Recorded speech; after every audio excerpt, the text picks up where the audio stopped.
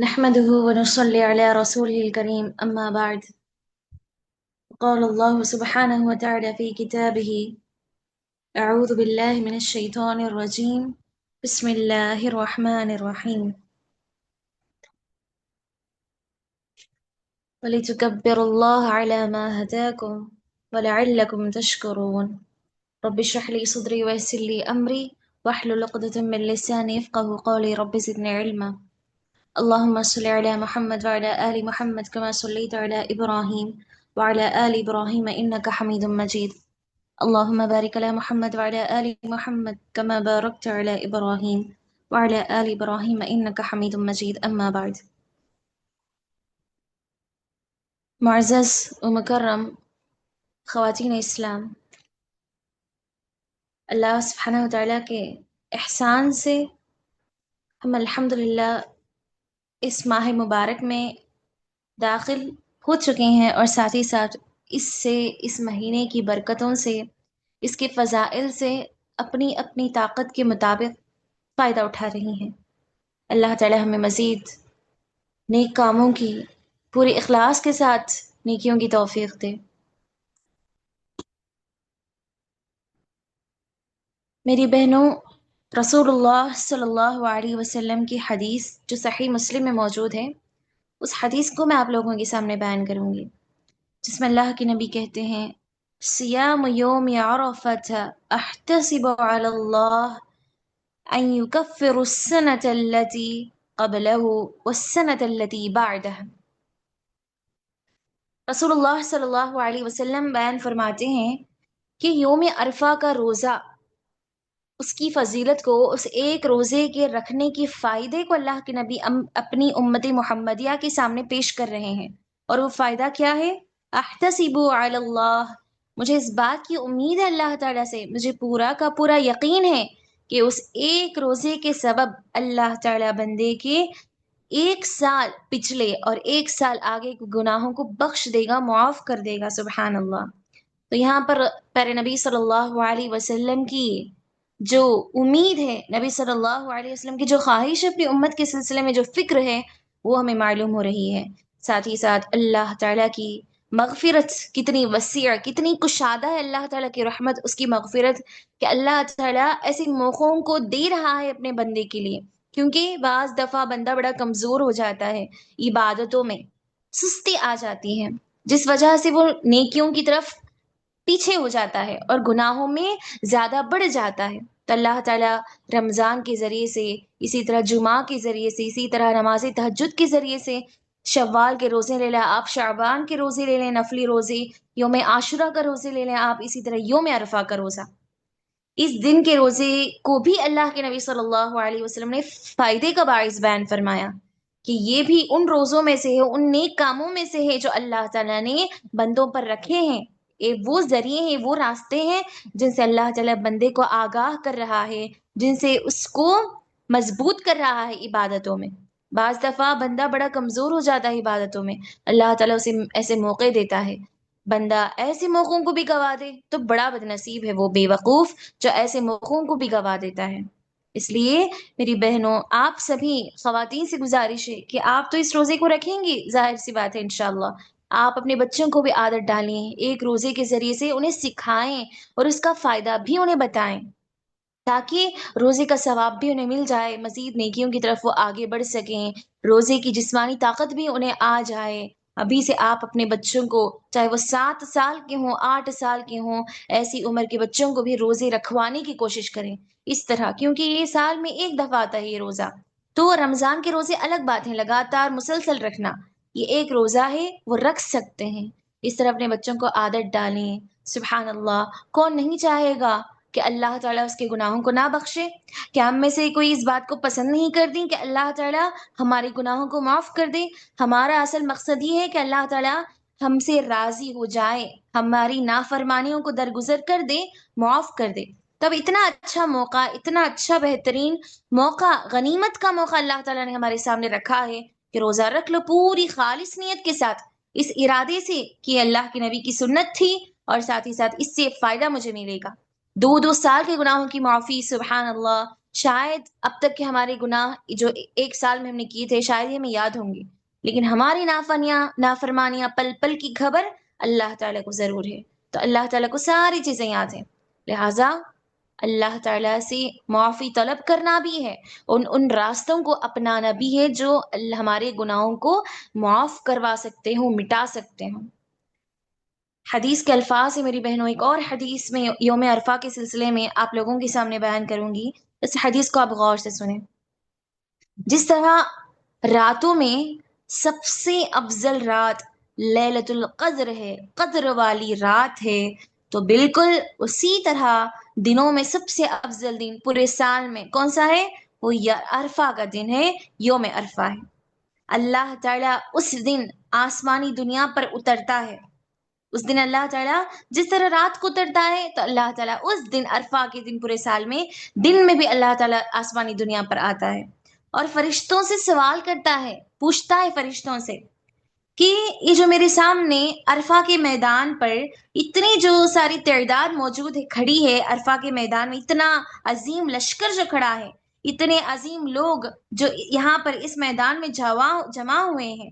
اور کس طرح ہے وہ؟ ان کے بال پراگندہ، ان کے بالوں پر دھول، اسی طرح ان کے کپڑے میلے کچلے کپڑے، ایسے گرد و غبار میں وہ یہاں پر کیوں موجود ہیں آخر کار؟ میری بہنوں، اس وقت وہ ایک ایسا دن ہے جس دن حاجی عرفہ کے میدان میں ہوتے ہیں، اور اسی دن جو غیر حاجی ہیں تو وہ سارے کے سارے مسلمان اللہ تعالیٰ کی رضامندی کے لیے اپنی گناہوں کی بخشش میں روزے کی حالت میں ہوتے ہیں۔ تو ان سارے لوگوں کے سلسلے میں اللہ تعالیٰ سوال کرے گا، تو فرشتے کہیں گے کہ یہ سبھی اس لیے جمع ہوئے ہیں کہ اے اللہ تیری مغفرت اور تیری جنت حاصل کر سکیں۔ سبحان اللہ، تیری مغفرت اور تیری جنت پانے کے لیے یہ سب یہاں پر جمع ہوئے ہیں۔ تو ان کے اس جواب کو سن کر اللہ تعالیٰ فرشتوں کو گواہ بناتے ہوئے کہتا ہے، گواہ بناتے ہوئے کہے گا کہ تم گواہ رہنا، میں نے ان سب کو معاف کر دیا ہے۔ سبحان اللہ، جب اللہ تعالیٰ کسی کو گواہ بناتا ہے تو وہ عظیم مخلوق ہی ہوتی ہیں، تو یہاں پر فرشتوں کو اللہ تعالیٰ نے گواہ بنایا۔ جب اللہ تعالیٰ کسی بات کے سلسلے میں وعدہ کر رہا ہے تو ضرور اس وعدے کا اللہ تعالیٰ پاسداری کرتا ہی ہے۔ میری بہنوں، ایسے موقعوں کو غنیمت جانیں اور پورے اخلاص کے ساتھ اس نیکی کو کرنے کی کوشش کریں۔ اسی طرح میری بہنوں، آج ہمارا جو اصل موضوع تھا ہم اس پر بھی آئیں گے کہ عید الاضحیٰ کے کیا احکام اور مسائل ہیں۔ سب سے پہلے آپ حدیث کو سنیں اس سلسلے میں۔ ام عطیہ رضی اللہ عنہا اس حدیث کی راویہ ہیں، وہ روایت کرتی ہیں، امرنا ان نخرج الحیض یوم العیدین۔ صحابیہ روایت کرتی ہیں، وہ کہتی ہیں کہ ہمیں حکم دیا گیا اس بات کا، حکم کے معنی کیا ہوتے ہیں کہ وہ کام ضرور کرنا ہی ہے۔ ایک ہوتا ہے کرو یا نہ کرو وہ کام، اس کام کے کرنے میں یہ فائدے ہیں۔ ایک ہوتا ہے جب حکم دیا جائے تو اس کام کو ضرور کرنا ہے، اس کام کے کرنے میں ہمارے لیے بھلائی رکھی گئی ہے۔ تو صحابیہ کہتی ہیں کہ رسول اللہ صلی اللہ علیہ وسلم نے ہمیں اس بات کا حکم دیا، کس بات کا؟ ان نخرج الحیض یوم العیدین، کہ ہم عیدگاہ میں ضرور شامل ہوں، مردوں کے ساتھ برابر خواتین بھی، ہم پردے نشین عورتیں بھی، ہم لڑکیاں بھی، ہم نوجوان بھی عیدگاہ میں ضرور شرکت کریں۔ الحیضہ خاص کر کے کہتی ہیں صحابیہ کہ حیض والی عورتوں کو بھی اجازت دی گئی، انہیں بھی اس بات کا حکم دیا گیا کہ وہ بھی شریک ہوں یوم العیدین۔ کب؟ عید الفطر میں بھی اور عید الاضحیٰ میں بھی۔ وذوات الخدور، اور پردہ نشین ماؤں کو بھی حکم دیا گیا، جو پردے میں رہتی ہیں ایسی نوجوان لڑکیوں کو بھی نبی صلی اللہ علیہ وسلم نے حکم دیا، اور ساتھ ہی ساتھ ماؤں کو بھی حکم دیا، اور جو حیض والی ناپاک عورتیں ہیں انہیں بھی اللہ کے نبی نے حکم دیا کہ جیسے بھی ہو آپ سبھی جو ہے عیدگاہ میں آ جائیں۔ فَيَشْهَدْنَ جَمَاعَةَ الْمُسْلِمِينَ وَدَعْوَتَهُمْ، اور اللہ کے نبی نے یہ بھی حکم دیا کہ تم یہ جو مسلمانوں کا ایک اچھا بہترین خیر کا کام ہے جو سال میں ایک دو مرتبہ عید کے ذریعے سے ہوتا ہے، اس میں شرکت کرو، اس سے خوب فائدہ اٹھاؤ، ان کی دعاؤں میں شامل رہو۔ وَاعْتَزِلُوا الْحُیَّضَ مُصَلَّاهُنَّ، البتہ شرط یہ بتائی گئی، البتہ یہ ایک اہم بات بتائی گئی کہ جو حیض والی ناپاک عورتیں ہوتی ہیں وہ عیدگاہ سے دور رہیں، وہ اس میدان سے دور رہیں جہاں پر نماز وغیرہ کا اہتمام کیا جاتا ہو۔ پھر اس کے بعد جب دوران خطبہ دعا کی جاتی ہو تو اس دعا میں وہ ضرور شامل ہو جائیں۔ تو یہ پوری حدیث ہے جو صحیح بخاری میں موجود ہے۔ اس حدیث کے بعد بات ایک ہوتی ہے کہ جلباب جو ایک طرح کا دوپٹہ ہے جس کو عربی میں جلباب کہا جاتا ہے، تو پہلے نبی صلی اللہ علیہ وسلم کے زمانے میں خواتین کے پاس جلباب زیادہ نہیں ہوا کرتے تھے، کسی ایک کے پاس صرف ایک جلباب ہے، کسی کے پاس نہیں ہے۔ جب صحابیات اللہ کے نبی کے سامنے یہ عذر پیش کیا کرتی تھیں کہ ہمارے پاس تو جلباب نہیں ہے، ان کے پاس ہے ہمارے پاس نہیں ہے، تو اللہ کے نبی کیا کہتے کہ دوسرے کا جو دوپٹہ ہے اسی دوپٹے میں سے وہ بڑا دوپٹہ لے لے، اسی دوپٹے میں سے تم دونوں جو ہے ایک دوپٹے میں آؤ، لیکن عیدگاہ میں ضرور شرکت حاصل کرو۔ تو اس سے عیدگاہ آنے کی جو فضیلت ہے، جو فائدہ ہے، جو نیکی ہے، اس پر اس حدیث میں ابھارا گیا۔ اسی طرح میری بہنوں یہ بات بھی ثابت ہوئی کہ عیدگاہ خواتین آ سکتی ہیں، بالکل جائز اور درست ہے۔ جب اتنا بڑا میدان عیدگاہ آ سکتی ہیں تو یہی حدیث اس بات کی بھی دلیل ہے کہ خواتین مسجد میں بھی آ سکتی ہیں، مسجد میں داخلہ ان کے لیے برابر ہوگا۔ خلفائے راشدین چاہے وہ ابو بکر ہو، عمر ہو، ان کے بارے میں بات لکھی جاتی ہے کہ وہ باقاعدہ خواتین کو اللہ کے نبی کے اس حکم پر عیدگاہ ساتھ لے جایا کرتے تھے۔ اس کے علاوہ میری بہنوں اس حدیث میں یہ بات بھی معلوم ہوتی ہے کہ عیدگاہ جانا سنت ہے نبی صلی اللہ علیہ وسلم کی۔ ہاں البتہ جن کی پوری سہولت ہے وہ ضرور جائیں اور اس سے فائدہ اٹھائیں اس نیکی سے۔ جن کے پاس سہولت نہیں تو یہاں پر زبردستی نہیں کی گئی، وہ گھر میں ہی جو ہے نماز کا اہتمام کریں، کیونکہ لوگ سمجھتے کیا ہے کہ خواتین پر عید کی نماز نہیں ہے، صرف اور صرف مردوں کے لیے فرض ہے، ہرگز بھی نہیں، خواتین کے لیے بھی نماز ہے۔ اس لیے تو اللہ کے نبی اس قدر تاکید سے ساتھ حکم دے رہے ہیں کہ نہ صرف تم پڑھو گھر پر بلکہ ممکن ہو تو ضرور عیدگاہ میں بھی شامل ہونے کی کوشش کرو۔ تو میری بہنوں جس طرح ہر عبادت برابر ہے مرد اور عورت کے لیے، تو یہ تو اہم مسئلہ ہے نماز اور عید کی نماز، اس میں کسی قسم کا فرق نہیں آ سکتا۔ لہٰذا کتنا بھی مشغول رہیں آپ، وقت نکال کر اس سنت کو ادا کرنے کی کوشش کریں، اس کے لیے وقت نکالا جائے باقاعدہ دو رکعت نماز کے لیے۔ اب اس کے بعد سوال آتا ہے کہ عید کی نماز کا طریقہ کیا ہے؟ پیارے نبی صلی اللہ علیہ وسلم کی کافی ساری احادیث اس بات پر دلیل ہیں۔ ایک مشہور حدیث کہ پہلی رکعت میں 7 تکبیرات ہیں اور دوسری رکعت میں 5 تکبیرات ہیں۔ تو معلوم کیا ہوا کہ عید کی نماز جو ہے صرف اور صرف 2 رکعت کی ہوتی ہے، ہلکی سی نماز، جس کے پہلے اور نہ ہی جس کے بعد کوئی نفلی نماز ہے۔ صرف نماز فجر پڑھو اور عید کی نماز پڑھو، اس کے بعد ڈائریکٹ ظہر کی پڑھنی ہے، نہ اس سے پہلے نہ اس کے بعد کوئی نماز اللہ کے نبی نے نہ پڑھی ہے، نہ اس بات کا حکم دیا ہے۔ میری بہنوں پہلی رکعت میں 7 تکبیرات ہیں اور دوسری رکعت میں 5 تکبیرات ہیں۔ تکبیرات کرتے وقت آپ جو ہے اپنے ہاتھوں کو باندھ بھی سکتی ہیں یا پھر چھوڑ بھی سکتی ہیں۔ ایک اور اہم بات یہاں پر کہ جب آپ پہلی رکعت میں 7 تکبیرات کہیں گی اللہ اکبر ہاتھ اٹھاتے ہوئے، تو اس وقت ان 7 رکعت سے پہلے جو نماز کا آغاز ہوتا ہے جس کو ہم کہیں گے تکبیر تحریمہ، اس کو چھوڑتے ہوئے 7 تکبیرات ہیں، اس کو نہ ملائیں، اس کو اگر ملا لیں ہم تو مکمل 8 تکبیرات ہیں، ٹھیک ہے؟ تکبیر تحریمہ کو چھوڑ کر 7 تکبیرات ہیں، اس بات کا خاص خیال رکھا جائے۔ اسی طرح نبی صلی اللہ علیہ وسلم سے ثابت ہے کہ اللہ کے نبی سورہ اعلیٰ اور سورہ غاشیہ پڑھا کرتے تھے اور سورہ قاف، سورہ قمر بھی پڑھا کرتے تھے۔ اگر آتے ہیں ہمیں یاد ہیں تو ضرور پڑھیں، نہیں تو اس میں کوئی زبردستی نہیں ہے، لیکن جو شوقین ہوتا ہے ہر اس سنت پر عمل کرنے کا جو نبی صلی اللہ علیہ وسلم نے کیا ہے، وہ کسی طرح ان کاموں کو ضرور پورا کرے گا۔ اس کے علاوہ ایک مسئلہ یہ بھی ہے کہ جب عید کی نماز ہو جائے تو اس کے بعد کیا مبارکبادی دی جا سکتی ہے؟ اگر دیتے ہیں ہم تو کس طرح دیں؟ ابن حجر اسقلانی رحمہ اللہ بیان فرماتے ہیں کہ کان اصحاب رسول اللہ صلی اللہ علیہ وسلم، اللہ کے نبی کے صحابہ جب عید کی نماز کے بعد، چاہے وہ رمضان ہو یا پھر بقرہ عید ہو، نماز کے بعد جب آپس میں ملاقات کرتے تو یہ کہتے ہوئے یہ آپس میں ایک دوسرے کو یہ دعائیں دیتے ہوئے ملاقات کرتے تھے، اور وہ کیا دعا ہے؟ مشہور دعا جو کہ ہمیں معلوم ہے، تقبل اللہ منا ومنکم، اللہ تعالیٰ تم سے بھی اور ہم سے بھی نیکیوں کو قبول فرمائے۔ کون سی نیکیاں؟ چاہے وہ رمضان کے روزے ہوں، عبادتیں ہوں، صدقات ہوں، یا پھر قربانی کی عید ہو، یا پھر نماز ہو، ہر نیکی کو جو ہم نے خاص خاص ابھی وقت میں کیے ہیں، اللہ تعالیٰ تمہاری نیکی کو بھی اور ہماری نیکی کو بھی قبول فرمائے۔ اس کے علاوہ یہاں پر ایک اور مسئلہ، اہم مسئلہ یہ بھی ہے کہ مبارکبادی دیتے وقت کیا مصافحہ کرنا ضروری ہے؟ مصافحہ یعنی کہ ہاتھ ملانا، تو کیا مصافحہ کرنا ضروری ہے؟ اسی طرح گلے ملنا، مناقہ کرنا، مصافحہ کرنا یعنی کہ ہاتھ ملانا، گلے ملنا، کیا یہ سب ضروری ہے؟ تو اس سلسلے میں دیکھیں ضروری نہیں ہے، سب اپنے اپنے علاقے کے حساب سے چلیں۔ بعض علاقوں میں دیکھیں آپ، بعض ممالک میں، بعض کنٹریز میں، بعض علاقوں میں ویسا ہو جاتا ہے، کئی زمانے سے چلتا آ رہا ہوتا ہے کہ خود بخود ہاتھ آ جاتے ہیں، آمنے سامنے مل جاتے ہیں، لوگ گلے ملا لیتے ہیں۔ لیکن بعض دفعہ، بعض حالات میں، بعض موقعوں پر، یا پھر بعض لوگ ایسے نہیں ہوتے ایسے مزاج کے، لیکن ہم سامنے سے انہیں زبردستی ہاتھ ملائیں، زبردستی گلے ملیں، تو وہ کیا سمجھیں گے کہ ہاں شاید یہ ضروری ہے۔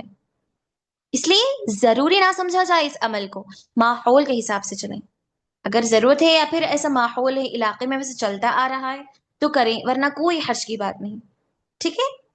صحابہ کے زمانے میں وہ باقاعدہ مصافحہ کیا کرتے تھے، ہاتھ ملایا کرتے تھے، گلے بھی ملایا کرتے تھے، اور اپنی پیشانیوں کو چوما کرتے تھے، لیکن یہ ساری کام ضروری نہیں ہے، بس بہترین اور اچھا عمل ہے، مستحب ہے، ان سب کو ضروری نہ سمجھا جائے۔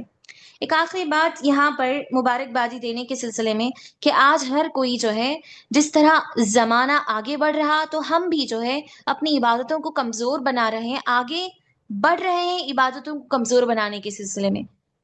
مثال کے طور پر اتنی عظیم سنت ہے، کوشش کریں کہ عید کے موقعوں پر، خوشی کے موقع پر ایک دوسرے کے گھر آنا جانا، یہ سلسلہ جاری رکھیں، کیونکہ آج کے زمانے میں بہت کم ہو چکا ہے کہ آنا جانا، تو کم سے کم ایسے خوشی کے موقع پر تو ہم آئیں جائیں، ملاقات کریں اپنے رشتہ داروں سے، اپنے دوست اور احباب سے، کیونکہ یہ ماحول آج کم سے کم ہوتا جا رہا ہے، ایک دوسرے سے ملنا صرف موبائل سے زیادہ ہو گیا ہمارا مسئلہ۔ تو ایسے موقعوں کو تلاش کریں، جب موقع آ رہا تو اس بہانے آپس میں ایک دوسرے سے آمنا سامنا کرنے کی کوشش کریں، اگر ممکن نہ ہو تو انشاءاللہ موبائل پر کال کر کے بات کریں، ایسا نہیں کہ صرف اسٹیٹس لگا دیا جائے، ہر ایک کو صرف اور صرف مبارکبادی کا جو ہے فلاں جو چیز ہے جو ہم نے بنا کر سجا کر رکھا ہے بس اس کو بھیج دیں ہم، ایک کام ہو جائے گا، ایک ذمہ داری پوری ہو جائے گی، ایک بوجھ ہلکا ہو جائے گا، سب کی طرف سے ایک ذمہ ہم نے رکھ دیا ہے، نہیں ایسا نہ کریں، کوشش کریں کہ ہر ایک سے بات چیت ہو، زبان کھولیں، اپنے الفاظ رکھیں، لوگوں کے سامنے نیکیوں کو زیادہ سے زیادہ حاصل کرنے کی کوشش کریں، آخری حد تک ہمیں یہی کوشش کرنی ہے کہ لوگوں سے آمنے سامنے جا کر ملاقات کریں، آنے جانے کے سلسلے کو آگے بڑھائیں۔ لیکن اگر دور جانا ہے، ممکن نہیں ہے، تو اس وقت موبائل سے ہم کام چلا سکتے ہیں، اور وہ بھی میسیجز نہیں، بلکہ کوشش کریں کہ موبائل کر کانٹیکٹ ہی کریں، بات چیت کریں۔ یہ اس طرح اگر ہم کرتے جائیں، زمانہ تو آگے بڑھ رہا لیکن اس کا اس طرح غلط استعمال کرنا صحیح نہیں، ٹھیک ہے؟ اسی طرح جب بندہ عید کی نماز پڑھ لیتا ہے تو اس کے بعد کیا ہے، جو قربانی کر رہا ہے وہ قربانی کرے گا اور اس کا گوشت کھائے گا، تو قربانی کے یعنی کہ عید کے گوشت کی تقسیم کس طرح ہوگی؟ تو اس سلسلے میں یاد رکھیں، جس طرح ہم نے بنا لیا کہ اس کے 3 حصے ہیں، 3 ہی حصے ہیں، 2 حصے ہیں، ایسا نہیں، اللہ تعالیٰ نے کیا کہا، جیسے کہ کل میں نے بتایا تھا، فَكُلُوا مِنْهَا وَأَطْعِمُوا الْبَائِسَ الْفَقِيرَ، کہ تم خود بھی کھاؤ، کیونکہ زمانۂ جاہلیت میں لوگ، جو شخص قربانی کرتا تھا وہ خود اس جانور کا گوشت نہیں کھاتا تھا، وہ ایسا سمجھتا تھا کہ مجھے نہیں کھانا چاہیے، صرف لوگوں کو کھلانا چاہیے، تو اسی بات کی تردید کرتے ہوئے، اسی بات کے خلاف اللہ تعالیٰ نے حکم بتایا، اللہ تعالیٰ نے کہا فَكُلُوا، کہ تم بھی کھاؤ، تم نے قربانی دی ہے تو تم بھی خوشی سے کھاؤ، ایک تو عید کا دن ہے، عمدہ پکوان بناؤ کھاؤ، دوسرا تو تم نے قربانی دی ہے، کیوں نہیں کھا سکتے، کھاؤ۔ وَأَطْعِمُوا الْبَائِسَ الْفَقِيرَ، اور جو ضرورت مند ہے، جو تنگ دست ہے، اس کو بھی دو، اور ہر ایک کو دو۔ خوشی کا مطلب ہی ہوتا ہے کہ اپنی خوشی کو سب کے ساتھ شیئر کرو، تو چاہے وہ عید ہو یا پھر دوسرے قسم کی خوشی ہو، چاہے کھانے کا معاملہ ہو، ہر چیز کا معاملہ ہو، تو ہم خود بھی کھائیں اور دوسروں کو بھی کھلائیں، رشتہ داروں کو بھی کھلائیں، صرف اور صرف جو ہے غریب غریب ہی نہیں، رشتہ داروں کا بھی خیال رکھیں، پڑوسیوں کے بھی خیال رکھیں، دیکھا جائے تو رشتہ داروں سے زیادہ سب سے پہلا حق ادا ہے ہمارے پڑوسی، ان کا خیال کرنا چاہیے ہمیں سب سے پہلے، چاہے وہ مسلمان ہو یا پھر غیر مسلم، ٹھیک ہے؟ یہاں پر ایک بات ہم یہ بھی آپس میں اختلاف میں پڑ جاتے ہیں کہ کیا غیر مسلم کو قربانی کا گوشت دیا جا سکتا ہے، تو ہمیں یہ سوچنا بھی نہیں ہے، بالکل جائز اور درست ہے، ٹھیک ہے؟ بالکل جائز اور درست ہے، ہم غیر مسلم کو قربانی کا گوشت دے سکتے ہیں، کیونکہ یہاں پر یہ شرط نہیں لگائی گئی کہ صرف اور صرف مسلمان کے لیے، کسی حدیث سے بات ثابت نہیں ہے۔ اور ساتھ ہی ساتھ دیکھیں، اگر اچھی بات ہے نا کہ ہم انہیں اپنے عید کی صدقہ کر رہے ہیں، تو وہ مائل ہوں گے ہمارے اسلام کی طرف، وہ خوش ہو جائیں گے، تو ایسے راستے ہمیں اپنانے چاہیے۔ تو یہاں پر یہ سوال ہرگز بھی پیدا نہ ہو کہ انہیں قربانی کا دوشت نہیں کیا جا سکتا، ایسا سب کچھ نہیں، بلکہ تو آپ قربانی کا گوشت بھی دیں اور اچھے اچھے عمدہ پکوان بھی دیں، تاکہ جو ہے وہ دین کی طرف رغبت حاصل کریں، کچھ سیکھیں ہمارے دین سے، انہیں اچھا محسوس ہو۔ ایسے راستوں کو ہمیں اپنانا چاہیے۔ اور ایک حدیث جو نبی صلی اللہ علیہ وسلم نے کہا، کھلو وَأَطْعِمُوا وَادَّخِرُوا، کہ کھاؤ، کھلاؤ اور ذخیرہ کرو، یعنی کہ کھاؤ بھی،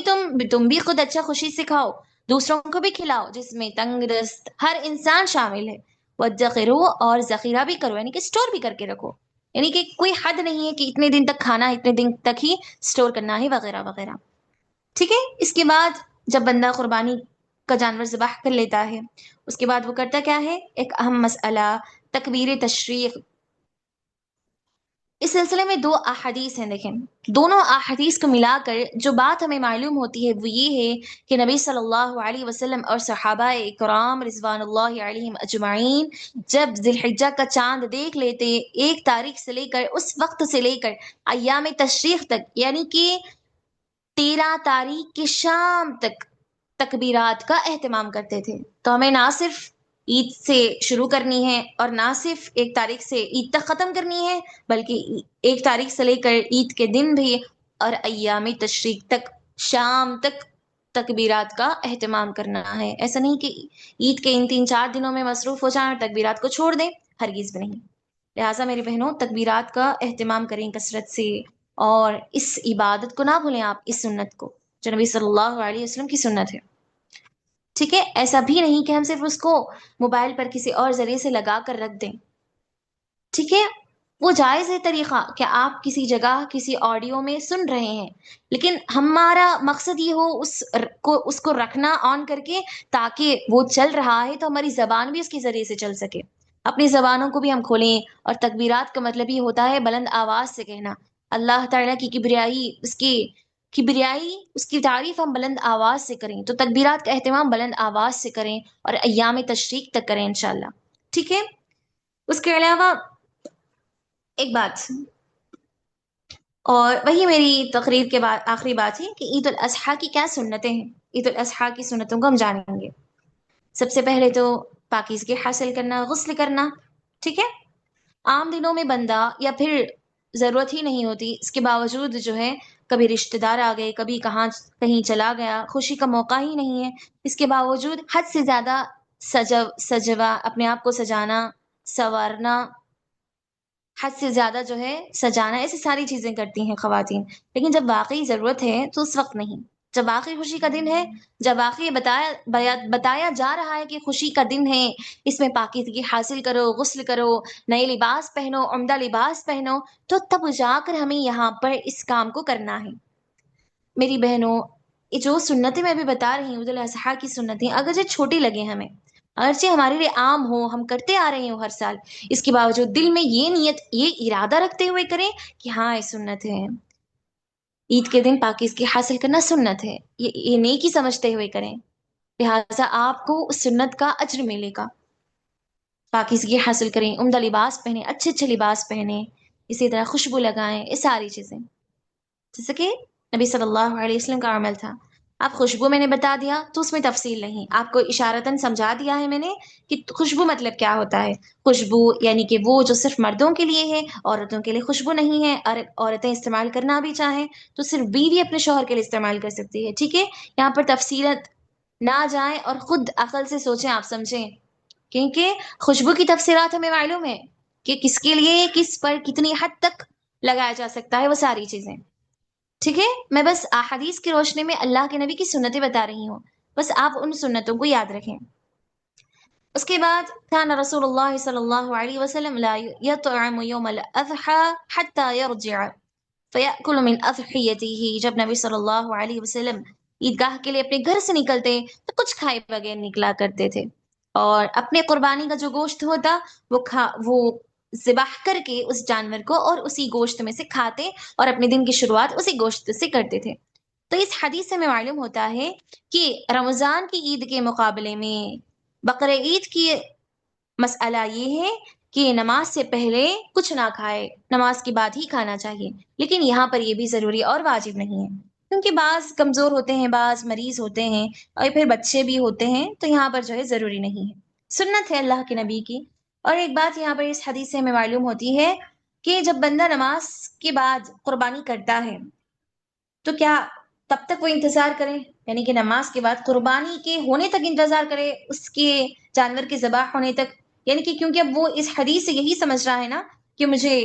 نماز کے بعد صرف اور صرف میری قربانی کا گوشت ہی کھانا ہے، اسی سے میرے اپنے دن کا آغاز ہوگا، جیسا کہ اللہ کے نبی کیا کرتے تھے۔ نہیں، یہ مسئلہ بھی نہیں ہے،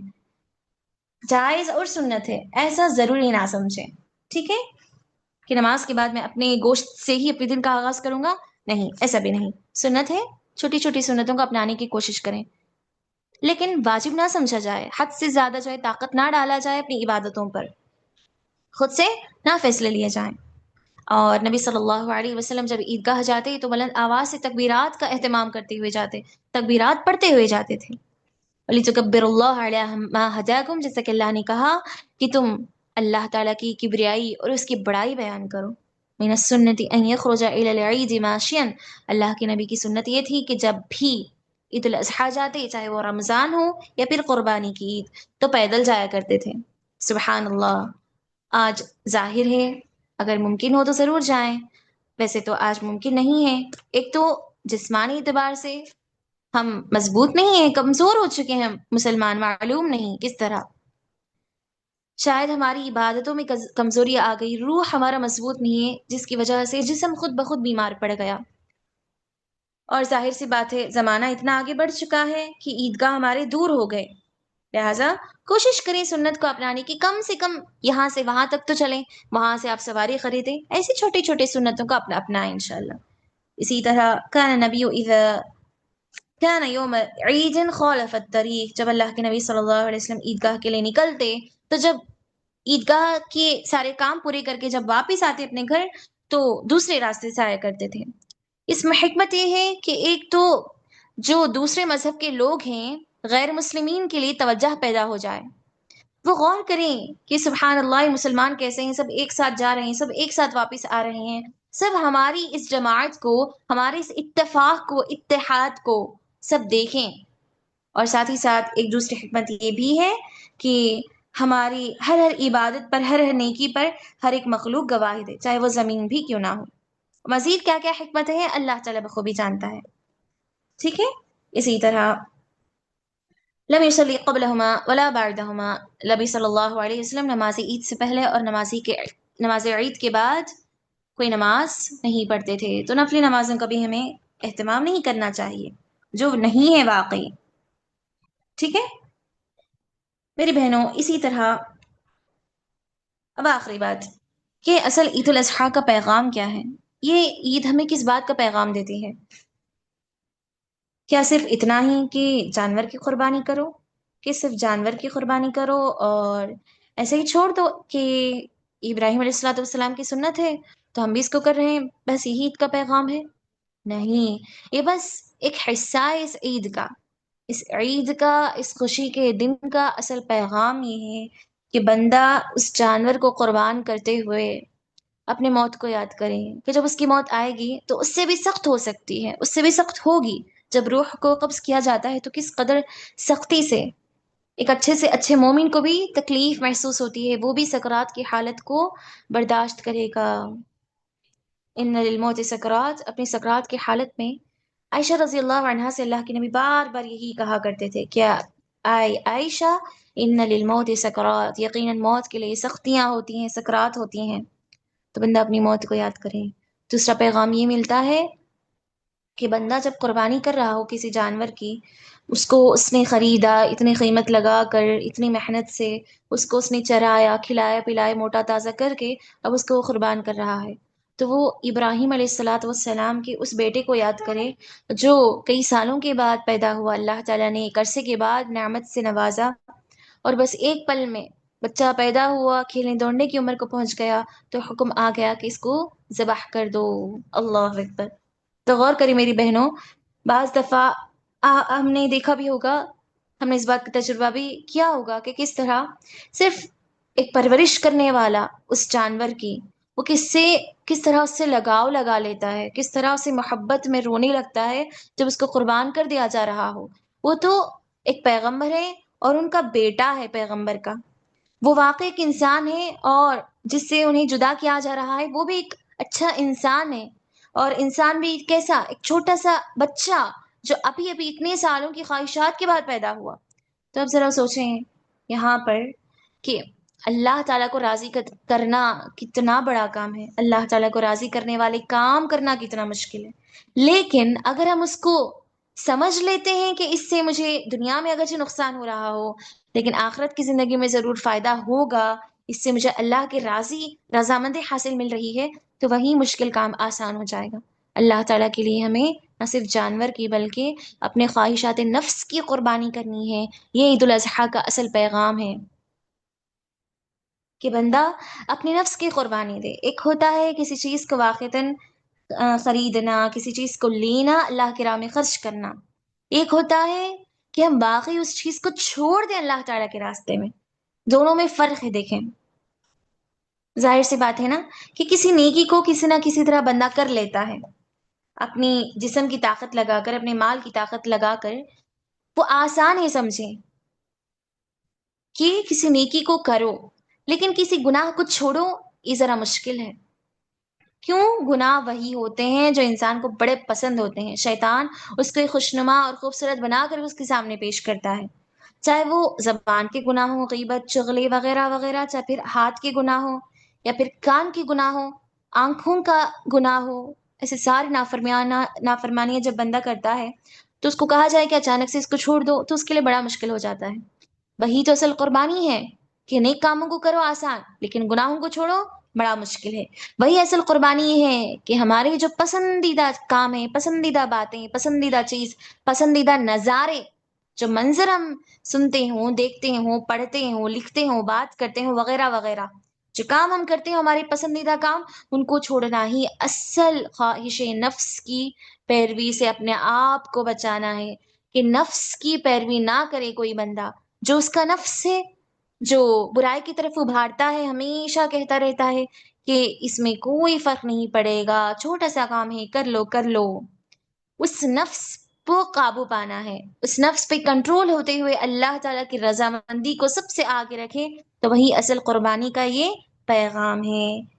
لہٰذا میری بہنوں، ان ساری باتوں کا خیال رکھیں۔ اللہ تعالیٰ کا شکر اور احسان ہے کہ اللہ تعالیٰ نے ہمیں مختصر سے اس وقت میں، مختصر سے ان 10 دنوں کی گھڑی میں اللہ تعالیٰ نے ہمیں موقع دیا، صحت مندی سے آپ سبھی کو سننے اور مجھے حق بات کہنے کی توفیق دی۔ اللہ تعالیٰ ہمارے ان 10 دنوں کے سیریز میں جو بھی خطائیں ہوئی ہوں، اللہ تعالیٰ ان کو معاف فرمائے۔ رسول اللہ صلی اللہ علیہ وسلم کے نقش قدم پر چل کر دین کی پیروی کرنے کی توفیق دے، سیرت ابراہیم کو بار بار ہمیں زندہ کرنے کی توفیق دے۔ اللہ تعالیٰ ہمیں آئندہ سال بالکل اسی وقت صحت مندی کی حالت میں حجاج اکرام میں شامل فرمائے، اپنے گھر کا دیدار نصیب فرمائے، اور ساتھ ہی ساتھ قربانی کی طاقت ہمیں عطا فرمائے۔ آمین۔ سبحان اللہ و بحمدہ، سبحانک اللہم و بحمدک، اشہد ان لا الہ الا انت، استغفرک و اتوب الیک۔ السلام علیکم ورحمۃ اللہ وبرکاتہ۔